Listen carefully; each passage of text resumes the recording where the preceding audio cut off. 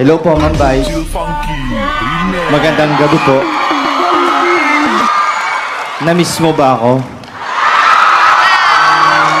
Nakakatawa yon, ha? Nakakatawa yon. Na-miss kita. Ikaw nga ang ipinunta ko dito ngayong gabi. Kasi na-miss din po kita, Ma'am.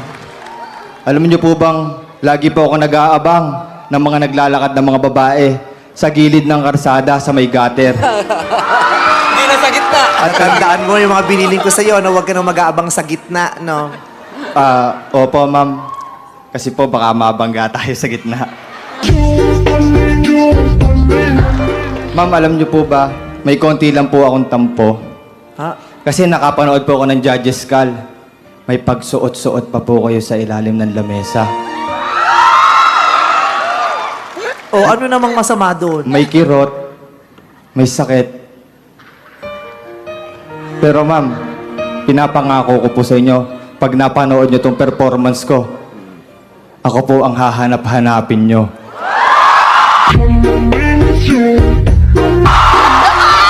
Alam mo, Joben, kahit di mo sabihin yan, ikaw naman talagang hinahanap-hanap ko. Sa dami ng paglaganap ng kriminalidad sa Pilipunan, ikaw lang ang maaaring ituro ko. Kaya nga masaya ako nakita kita ngayon eh. Nakaputi ka pa, buhay ka pa, nagmumulto ka na. Pinaparamdam ko na po sa inyo kaagad, ma'am.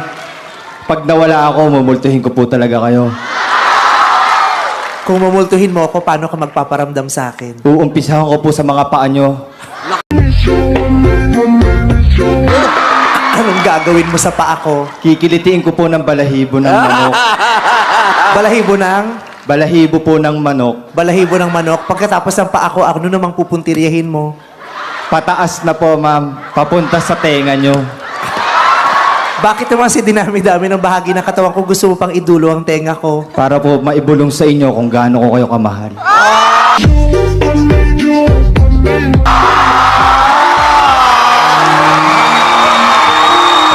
Gusto ko yan.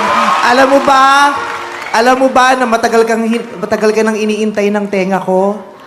Dahil hinahanap ka ng mga tutuli ko.